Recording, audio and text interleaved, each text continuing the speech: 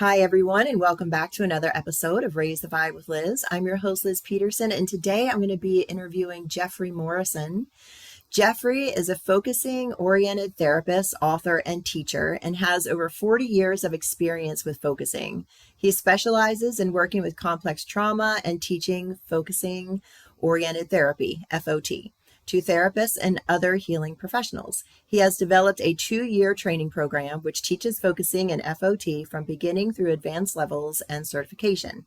His trauma program blends FOT, philosophy, mythology, mindfulness, and embodied practices for unwinding trauma and restoring wholeness. He lives and practices on Vashon Island, Washington. A new program will begin in September 2026, and for more information, you can visit Seattle Focusing Institute. Jeffrey, welcome to the show. Thank you, Liz.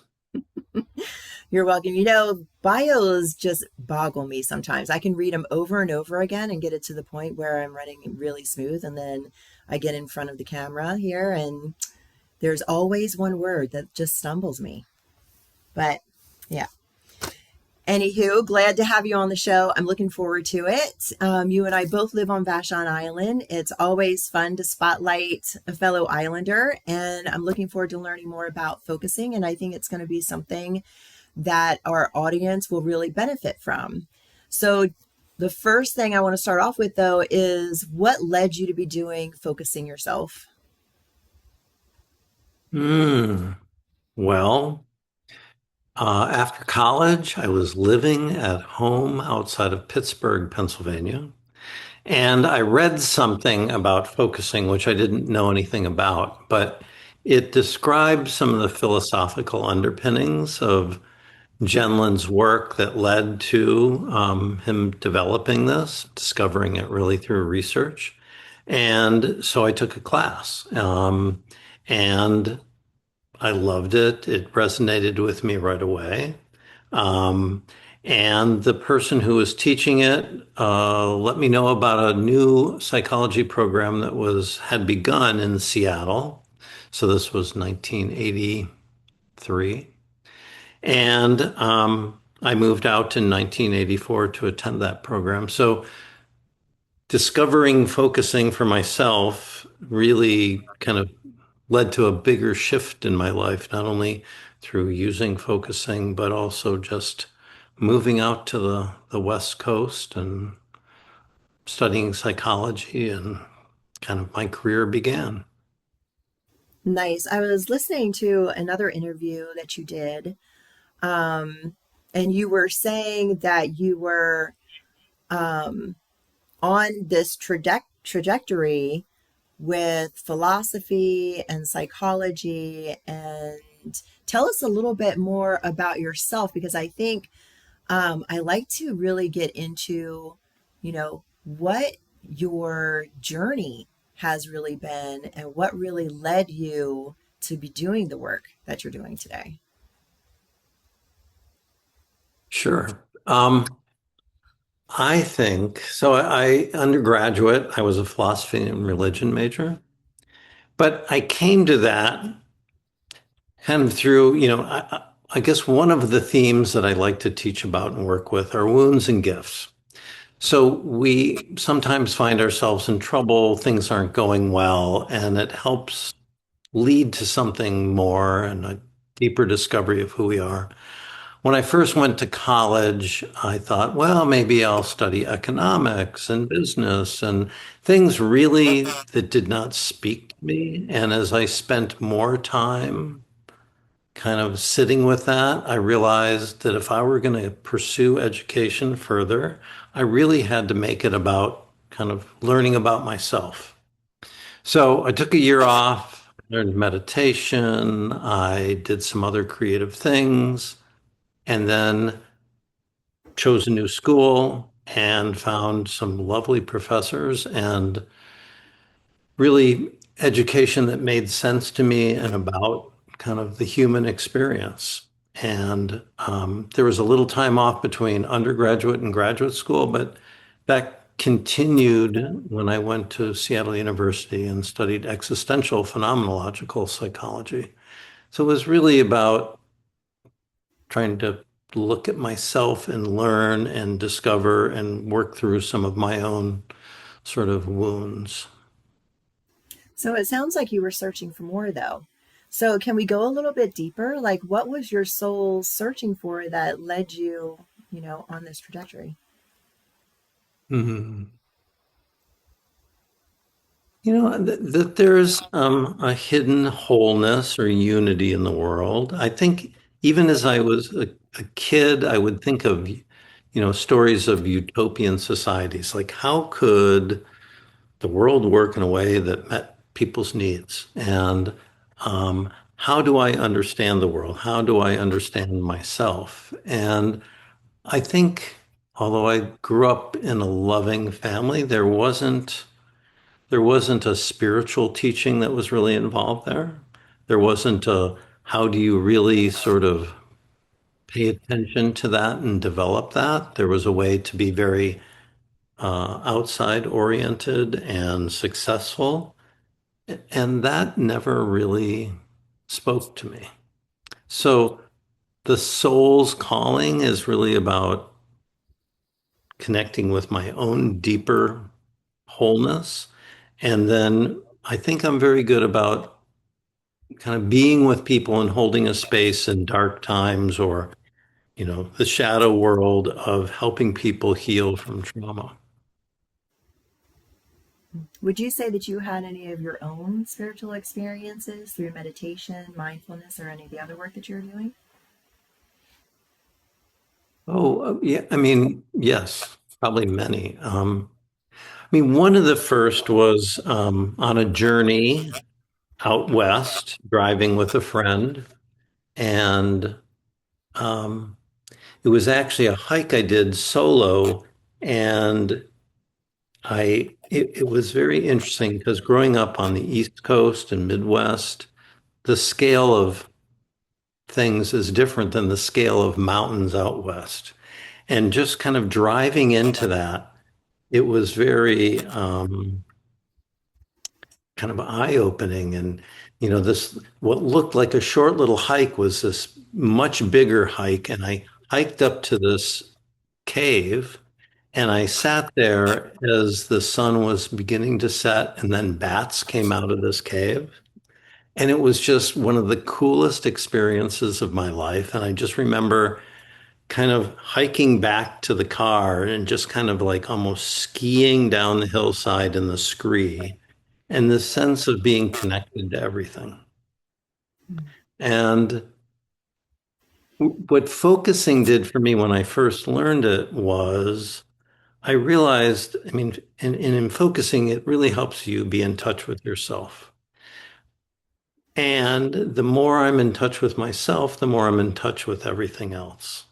And to really have a bodily feel of that experience was a changing moment for me, I guess spiritually, but also on that journey of learning, where like there's something about this that just deeply resonates for me and I want to keep pursuing.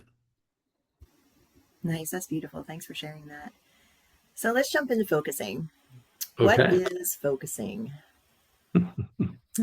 Um, it is a naturally occurring human process, and it it was discovered through listening to hundreds and hundreds of therapy sessions while research was being done at the University of Chicago in the Chicago Counseling Center with Carl Rogers and Eugene Genlin and others. And the very short of it is what they realized was that the clients that did really well in say, a year of therapy were they could pick out qualities of how they were paying attention to themselves within the first few sessions of their therapy. And what that might sound like is how someone would slow down and become a little less articulate. So I might be saying, "Oh, I'm just so frustrated with her." But then maybe I pause and I go, "Well, I'm frustrated, but I just thought things were going to be different. I just feel a sense of disappointment." So I'm pausing, I'm checking my words against how it feels in my body. And um, when when we do that, there's a kind of yes that the body does, like, yeah, that feels right. Um, Another example would be you're trying to write something, and it's really important that you get the words just right because you're communicating something really important to someone, and you're struggling a little to do that. And you have this feel of wanting to say something. You have a sense of that that's bodily felt. But it isn't until you find just the right words to express that oh, yeah, this really says it now, and that feels right. Because we have a sense, our body has a sense of what we want to say before we have the words to say it. Um, and sometimes that's just kind of a fuzzy, unclear, bodily felt sensation.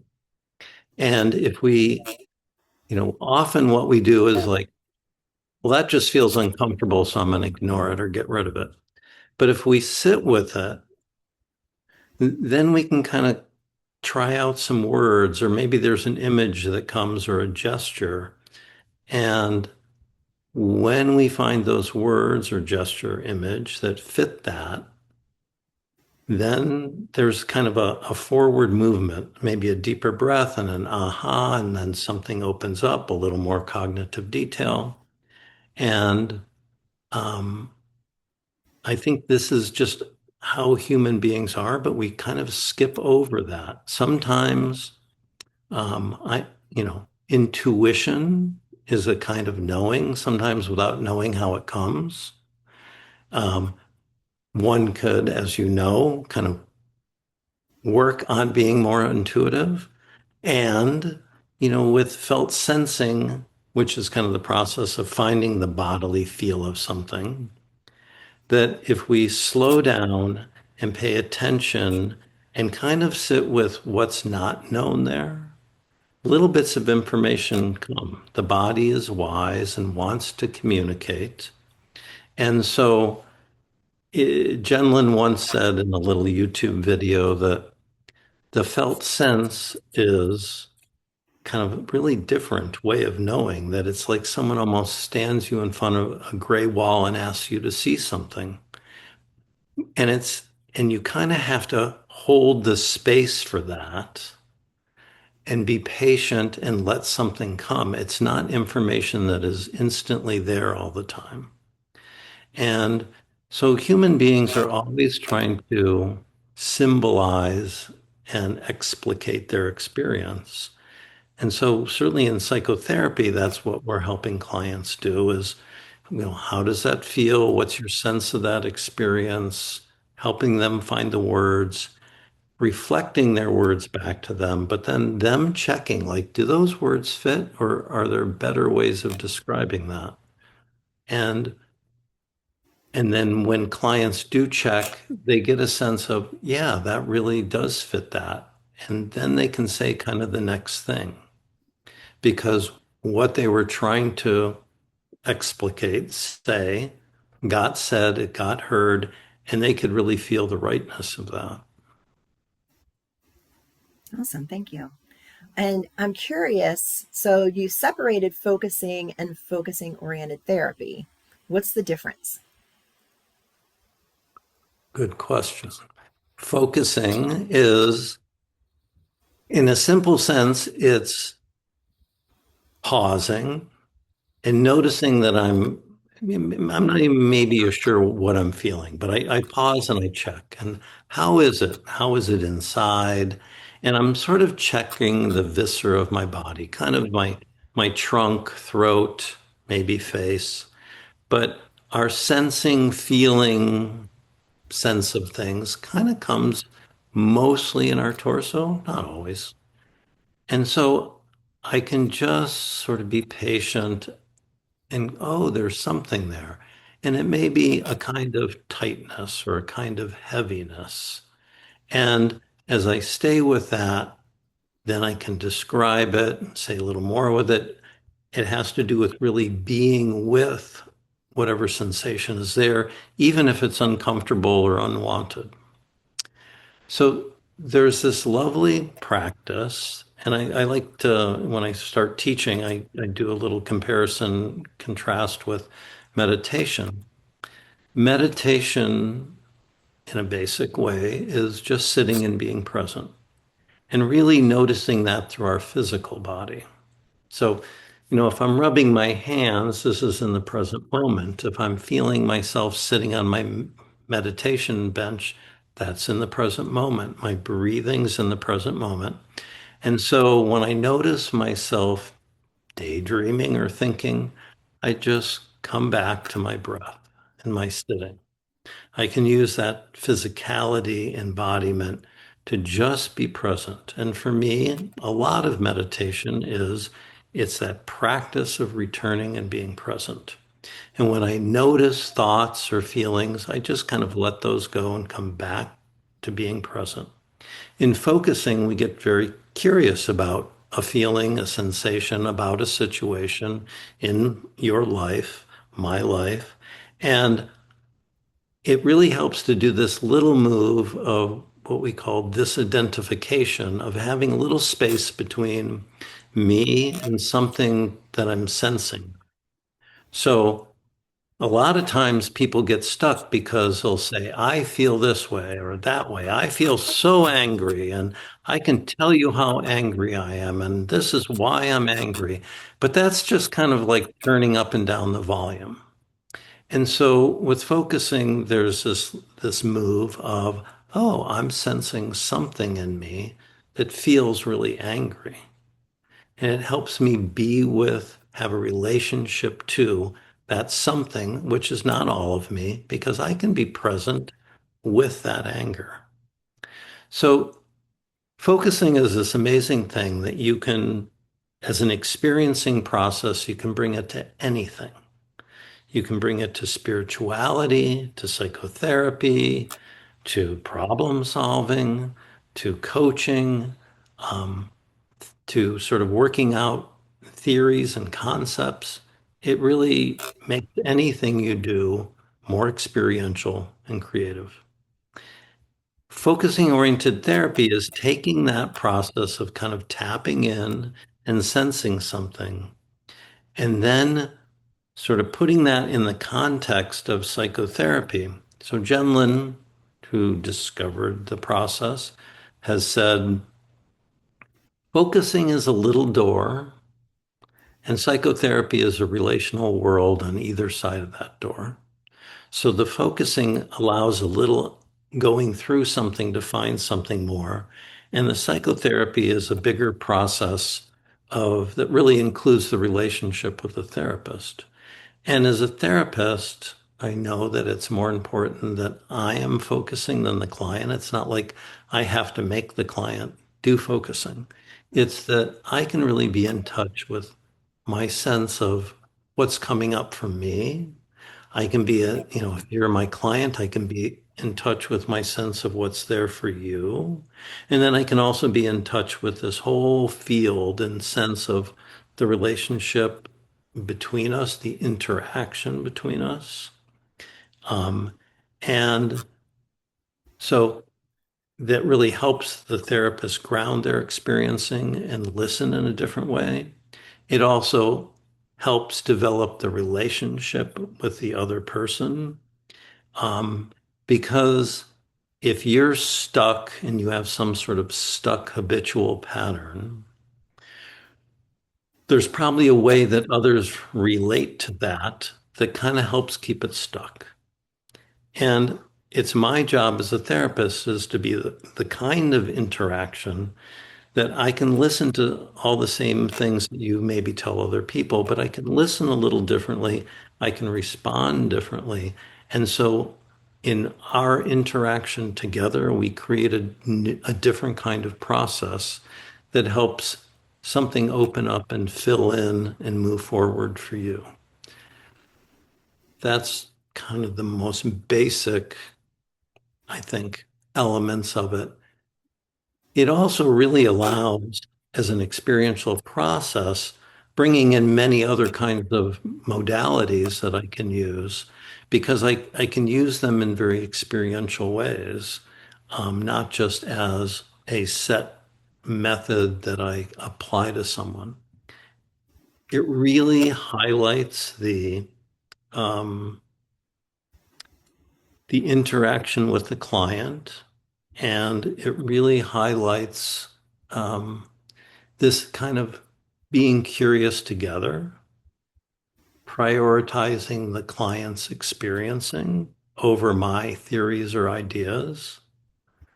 And so I really follow the other person, reflecting what they say, being curious about what they say, helping them kind of slow down, pause, and sense when there's maybe a particularly emotional thing that they're kind of sitting with, or something kind of occurs to them and they kind of stop naturally. And we can kind of go deeper and explore what comes in your body as you say that, or you're expressing all that, and helping them be with something relationally so that they can express it. I could go on, but I'll let you ask a question.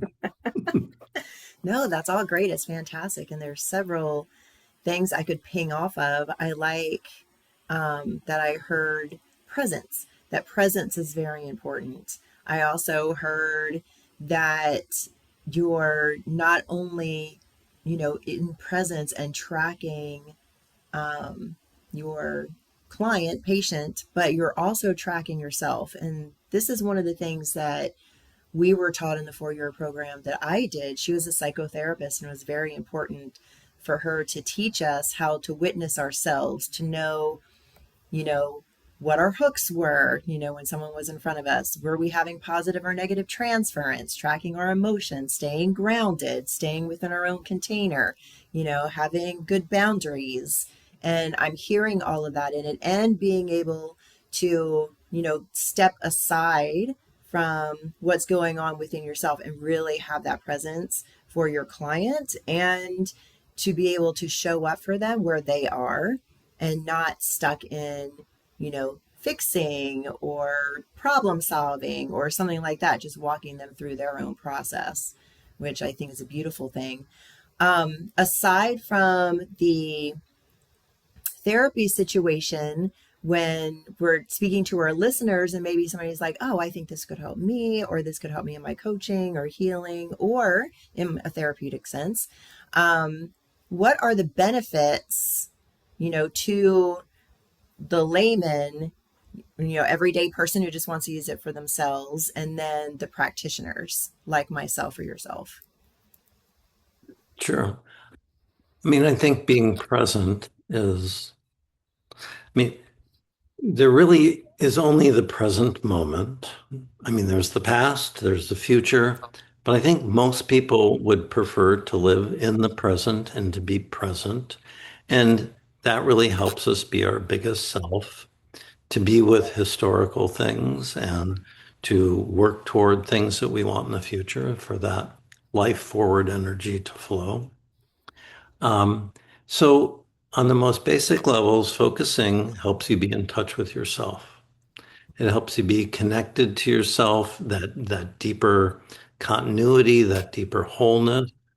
And that is an invaluable tool in terms of self-awareness and health and wellness, is to have a way that you can, and trust that even though this particular situation may not be solvable and there may be an unknown quality to it, there's a way of being with it, which is not fighting with the experience, not trying to push it away or make ourselves better, but accepting and listening to the different parts of ourself that may be in conflict or trying to get us to do something, kind of force some action to make things better.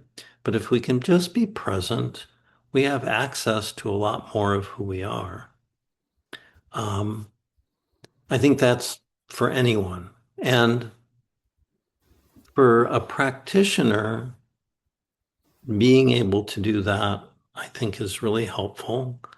I think there's, I like to say that, the right hemisphere of our brain is kind of where focusing works or happens, at least in part. And that is the part of the brain that is in the present moment.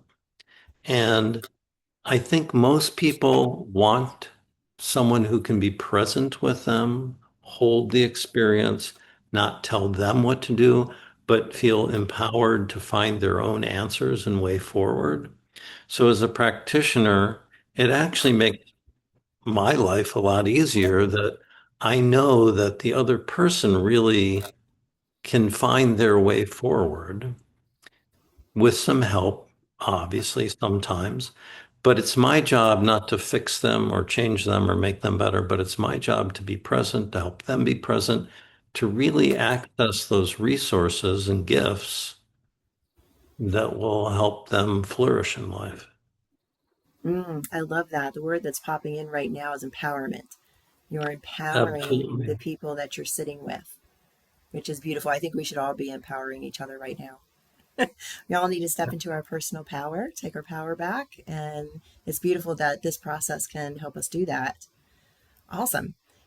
I was listening to an audiobook by Jenlin, and he was talking about and walked through the 6 steps for focusing. Can you do that for us? As in, take you through a little process. Sure, we can do that too, which would be fantastic. People can, Or you want me to just hook kind of into. describe? You want to do both? So I think that would be fun. Like describe what the steps are and then maybe Yeah. walk through a basic session or focusing um, where you could, let's say our listeners could go through me and then you could give the 6 basic prompts for doing it and kind of make it a general type focusing session. I think that would be fun for our listeners.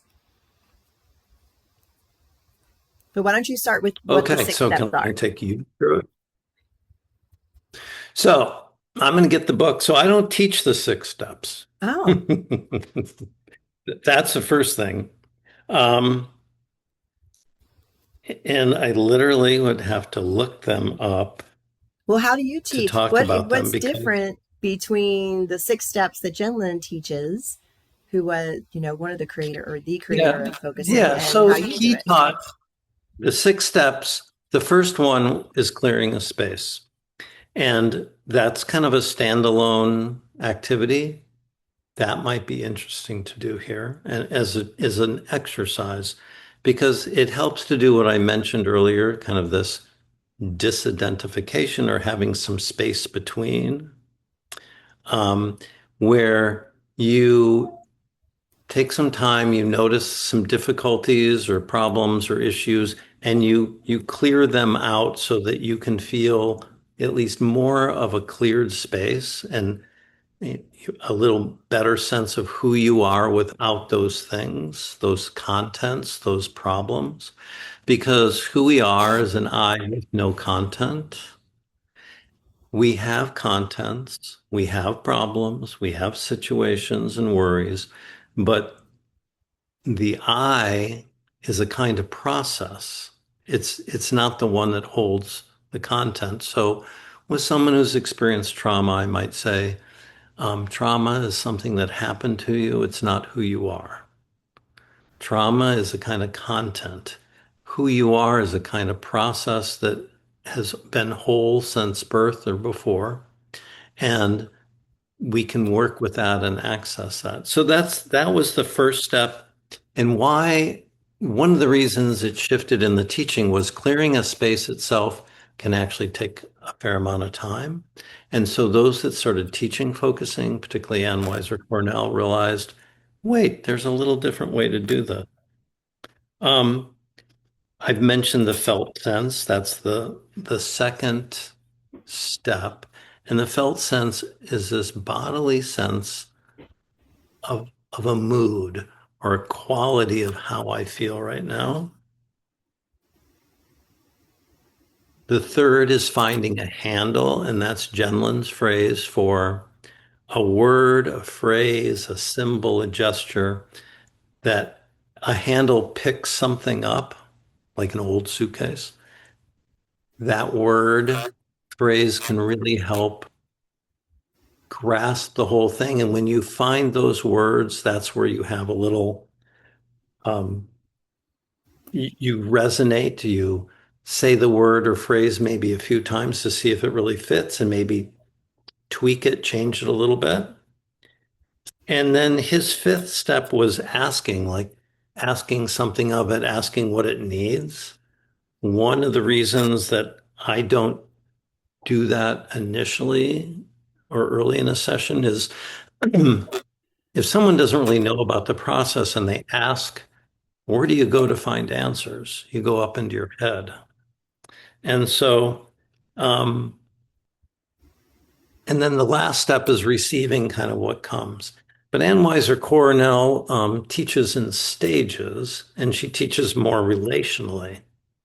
So it's kind of a way of coming into a relationship with something.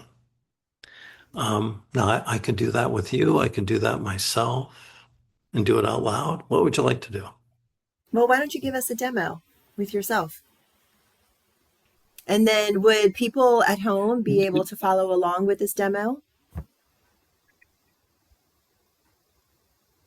Well, how about if I just do something guided that anyone listening could try? Perfect. Let's do that. So, yeah. So, what I might say is, okay, I would say to the listener, get comfortable. Just maybe have your feet on the floor. You're sitting perhaps in a chair. You can notice that your body takes up space, it has weight. You can maybe wiggle your toes and find your fingers. And then you can check in with your breathing and just follow a couple of breaths in and out.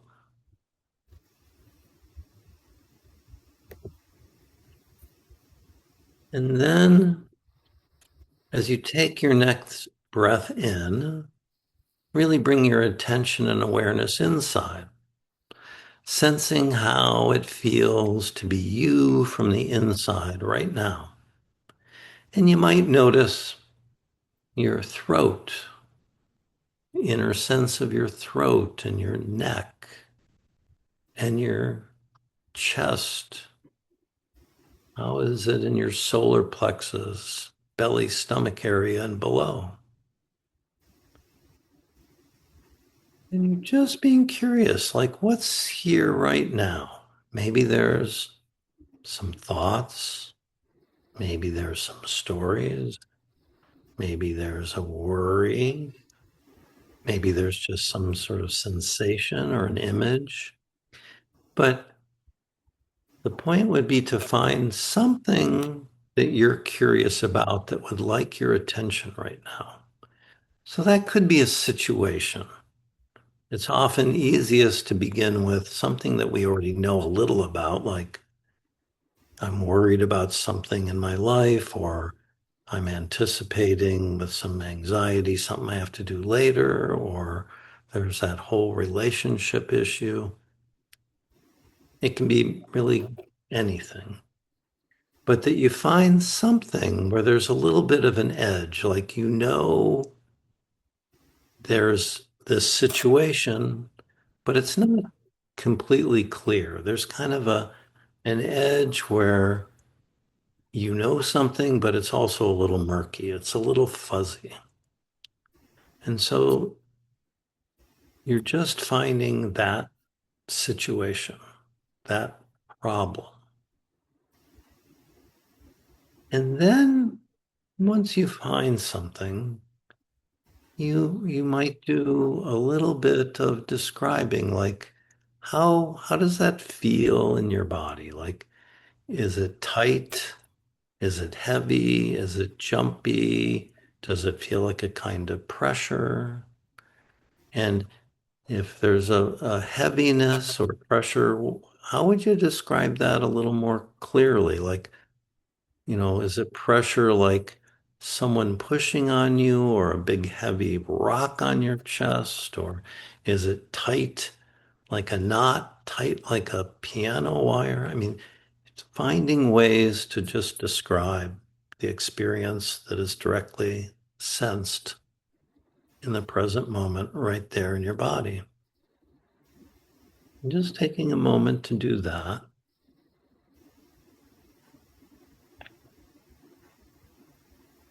And you might say to yourself, oh, I'm sensing something in me that feels this.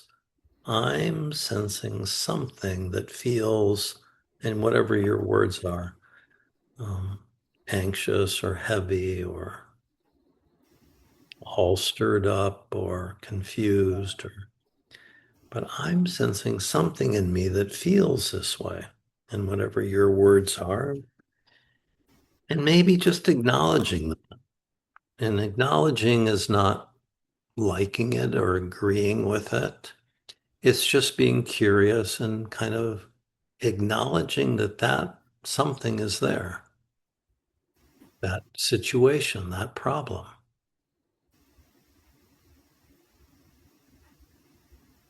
And then just see if you can be kind toward that. Like you can really be with it. It's like you can be present and pull up a chair and listen to something in you that has this quality or is this kind of experience. It may be worried, it may be sad, it may be frustrated or angry, um, but that you can be a listener for experience that is there for you about a situation. And just like you would be a good listener to a friend that had a problem. And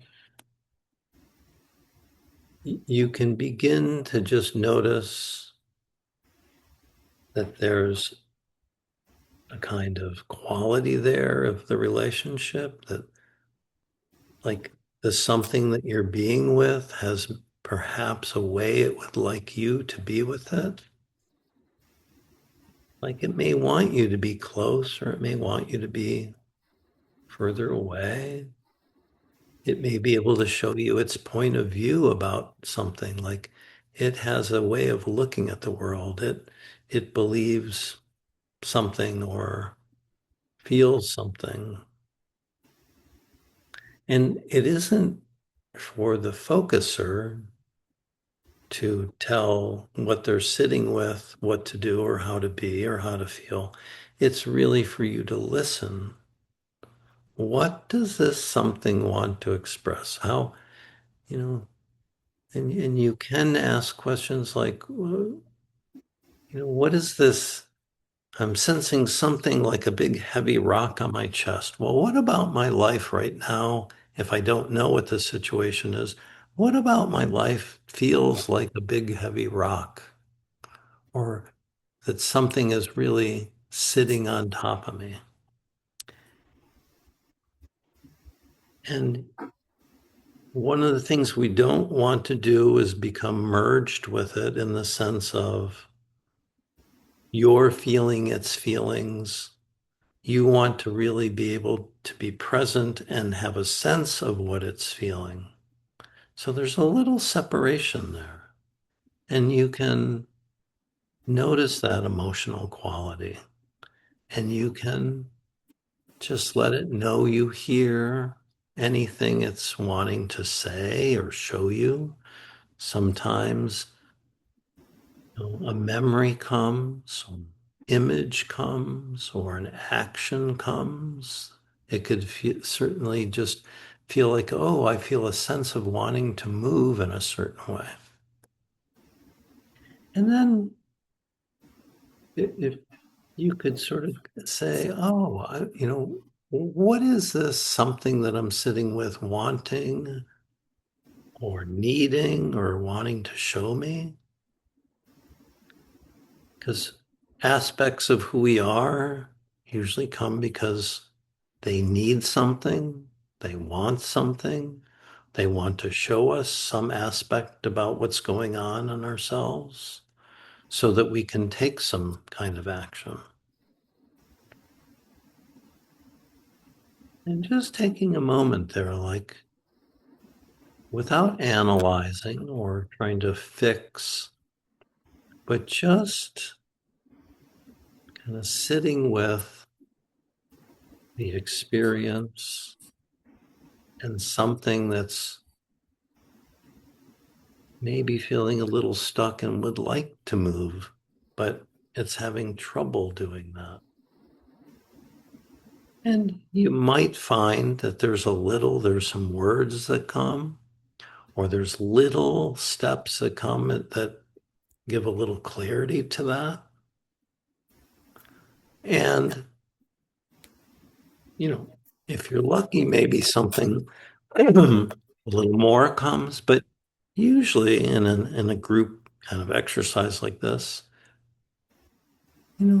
just setting the bar kind of low to just maybe have a little different sense of what's there and how you might be with it, as opposed to trying to impose or force some sort of solution on it. Because most of problem solving or change is a way of using some sort of pressure or force to make something happen. And what we're trying to do here is just really allow our natural intelligence to show up and communicate with us. And if in my way of looking at human beings, we are process. And if we are process, what process needs is this being present with and holding the space for the natural intelligence coming forward and coming up with little steps of change. It could be as simple as, oh, this something here is really letting me know I just need to move more slowly in life, or I need to rest more, or I really want to do that particular class that, would really help me be more creative and curious as opposed to what I usually do in my work all the time.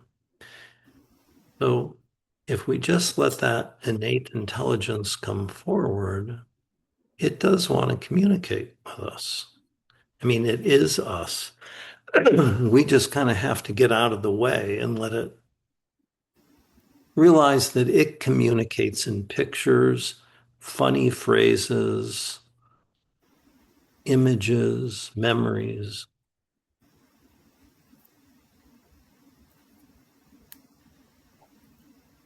And, whatever's come, just kind of see if it feels all right to be grateful that that came. Just find a gentle stopping point for that. Also, noticing what you want to remember or hold on to. Maybe there was a word or an image or something.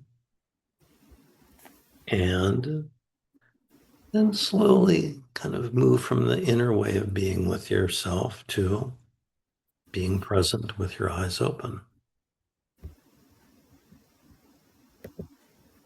So, how was that for you? Thank you, Jeffrey. That was lovely.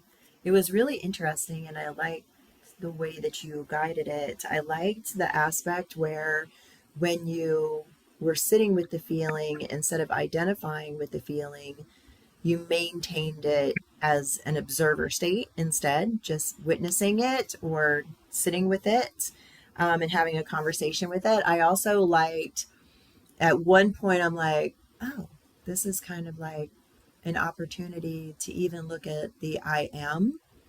It's something that we can do in meditation, or something that a lot of spiritual speakers speak to, is that it's that also that state of going into observer witness, and that self-discovery of who am I, and then kind of trying to transfer it over to that emotion or that feeling or sensation, that was going on in the body. That was really nice. Thank you.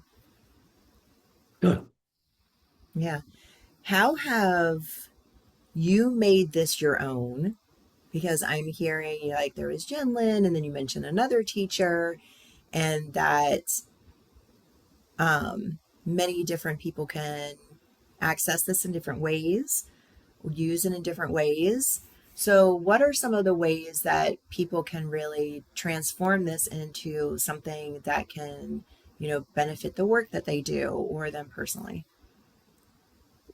Well, I mean, I'm a big proponent of learning focusing. And so finding a teacher and, you know, it's very interesting in the focusing world, unlike many modalities, especially psychotherapy modalities.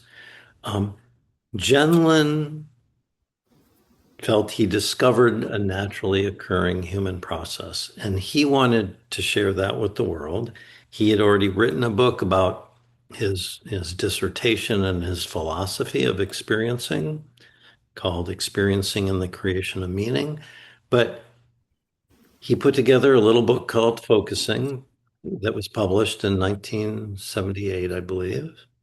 And and then he went on a little book tour, mostly at his own expense, because he really believed that this was something that anyone could learn and do. Anyone could learn to speak from their feeling sense, not just about it. And he had no aspirations at that point of creating a whole psychology, a whole methodology, a whole teaching program. He went back to being a philosophy professor, which is really what he spent most of his life doing. He was also a psychotherapist, but he didn't have this idea, I'm going to create this whole thing and I'm going to brand it and I'm going to trademark it and everyone has to teach it the way I teach it and do it the way I do it. He said, this is a process that helps you find your own uniqueness. What the world needs is not what you know that everyone else knows. What the world needs is what is unique to you, your unique twist on things.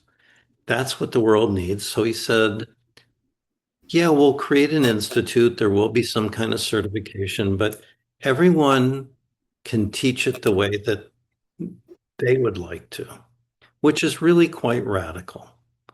It's not a top-down process. It was not the Focusing Institute is not a top-down organization. It's all very horizontal. So there's lots of different teachers that teach in different ways. And and the good news is there's lots of diversity. And the not so good news is it can be a little like, well, well, how does this person teach it different than that person? Well, you just have to get to know them a little bit.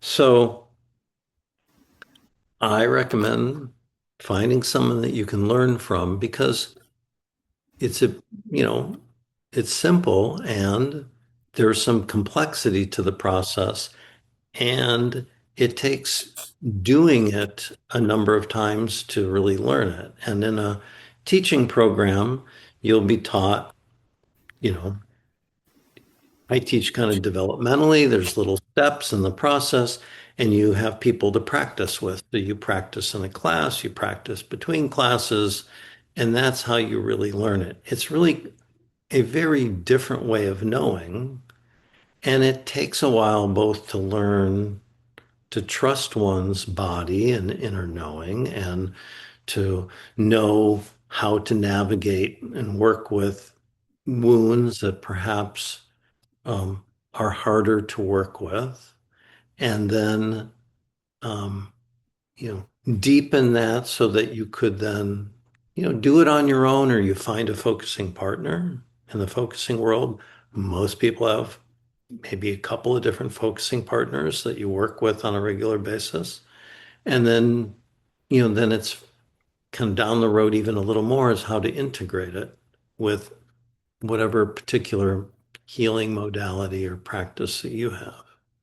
A lot of focusers are meditators and they do both and they sort of complement each other very well. Nice. I can see where that would complement really well. Cycling back, you said need. I'm curious, with everything that's going on in the world, what do you feel like we need right now in the world? Well, I think it's that trusting your own experience. That there's, I mean, I'm not all that plugged into social media, but I watch and listen and read enough news that there's a lot of disinformation. There's a lot of bad information. There's a lot of people just trying to promote or sell something in a sense. And, we can look out and try to see what the best way I can be who I am.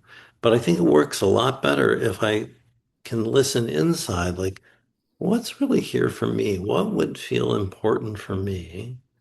What is it? I know that I want to be doing something and I can say something about it, but I can't seem to really get at just what that is. Well, focusing is perfect for that, of a process of really listening to what's important and true for you.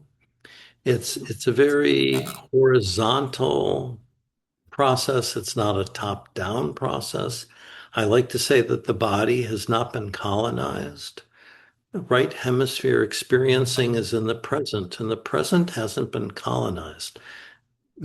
Obviously, we live in a world that's saturated with media and expectations, and you're supposed to be this if you're a woman, or that if you're a man, or, there's all kinds of how you should be.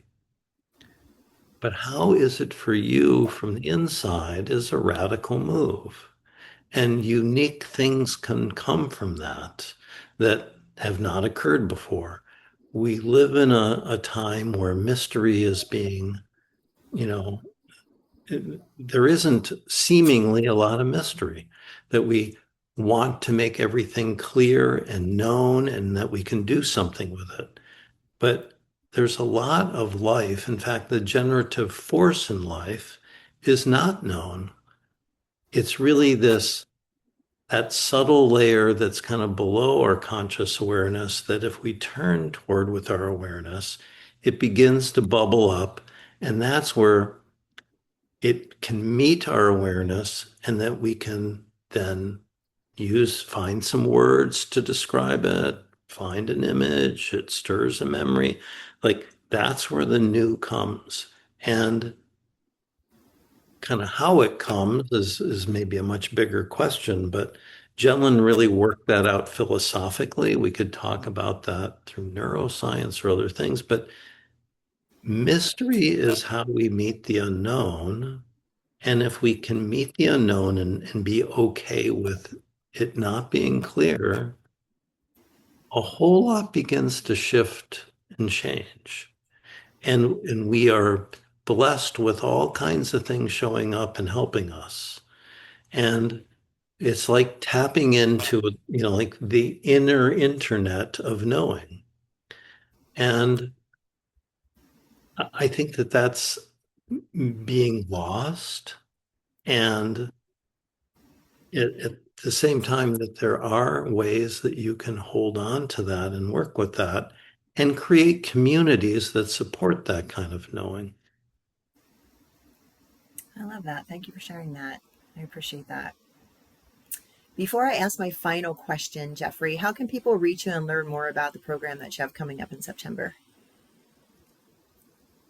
Oh, well, you can reach out to me. My teaching website is seattlefocusing.org, just seattlefocusing.org.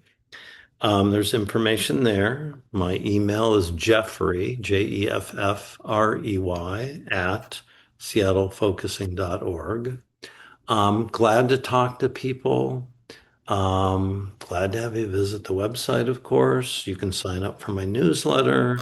If someone wants a guided session, um, glad to, I charge for my work, so there is a fee for that.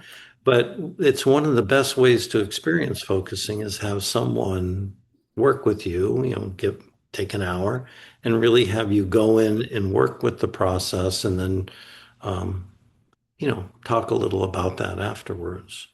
Um, and I teach how I was taught or how I learned, which is I have a mixed group of people. My program is oriented towards therapists, which really means it's oriented towards talking about change process. And but I always have a mix of therapists, I've had naturopaths, coaches, spiritual directors, just people who are interested in the process of change. I always like that mix because it always feels richer. And I think people can really learn from each other through cross disciplines. So my my program is about there's maybe 18 people in a group, something like that. And so there's enough for some diversity and it's small enough for some real connection. And there's a lot of practice involved. So glad to talk to someone further. Awesome. Thanks for sharing that. Sure. Perfect. And I can't believe we've already hit an hour. So, my final question I always ask everybody, what is a jewel of wisdom that you would like to leave our listeners with today? A jewel of wisdom. Well, that your deeper wholeness, that you are whole, and that's something that's accessible. That it may seem like it's not there, or you don't know how to access that, but that innate wisdom, that deeper continuity or wholeness has always been there. And that focusing is one, probably not certainly the only way that one can tap into that and really learn what it has to say and use it as your teacher in a sense.